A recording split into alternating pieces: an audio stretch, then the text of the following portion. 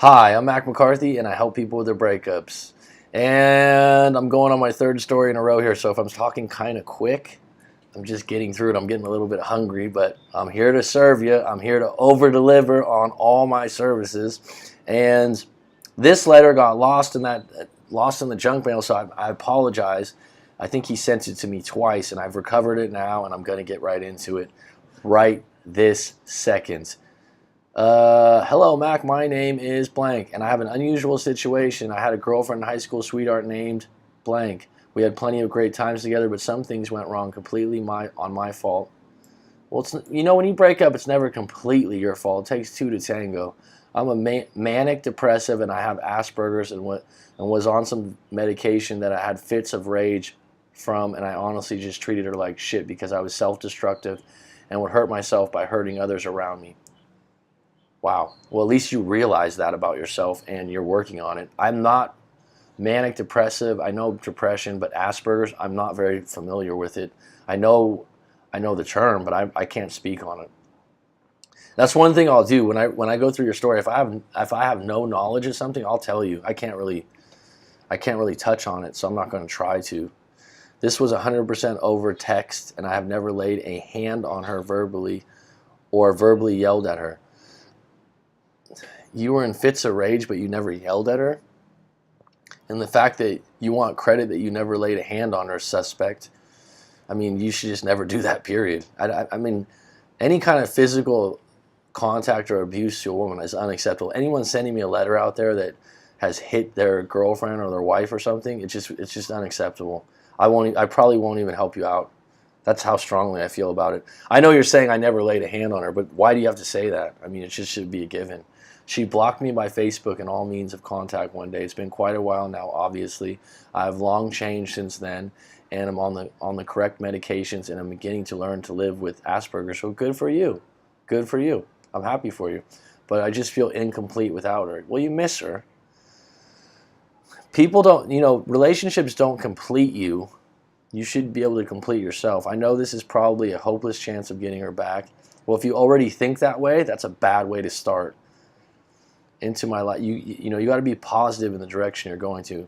I know this is probably a hopeless chance of me getting her back into my life just as a friend, but I just feel as if I will receive closure if I'm able to have her back in my life in any way. Well, be prepared to get hurt. If you get hurt, that'll be your clarity. I mean, if you contact her and she's not receptive, accept it and move on. I've watched many how to get your ex back videos and forums, but I feel my situation is very delicate as how this could go. Many videos tell us just to strike up casual communication and not bring up the past, but I have spoken to some of my female friends and they tell me to just be honest. Well, just be honest with her and tell her exactly why I did what I did, and to show her I'm completely different now. But I'm also afraid that even contacting her will create tension, that after all these years I still think about her and she thinks it's weird. I'm sorry for bothering you with this, but I've never been the same since she left my life. I'm afraid the truth may scare her off. She will immediately associate the old me with bad experiences. She probably will. I was just a stupid, hormonal kid who didn't do the right things and played a dangerous game of hurting a girl's emotions, and I'm a man now who wants to make up for the past.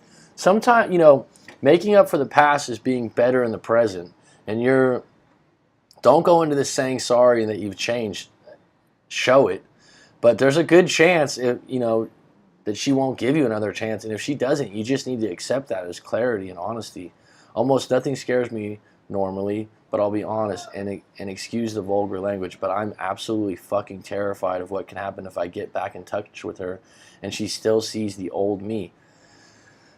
Absolutely fucking terrified. I don't know if you're ready to see her or meet her then.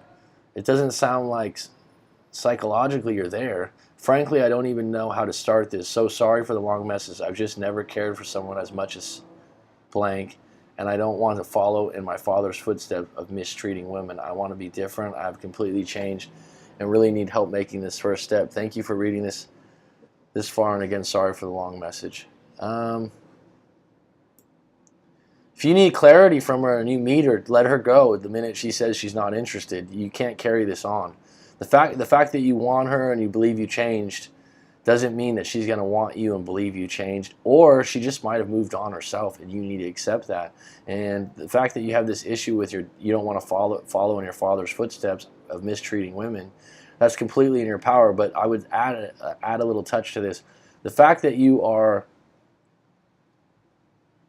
still pursuing someone that rejected you and you had a bad relationship with, if you contact her and she says no, it would be mistreatment on your part to keep harassing her or keep going with it. Does that make sense to you? So if you get closure by her saying, hey, I'm not interested, you need to let that go. The fact that you're sorry and you're a changed person, you say that once, you exhibit it once, and then if she accepts it, she does or she doesn't. But you're thinking you have more control than you do. Okay, I hope that helps. And visit rightback.com to tell me your story. Thank you.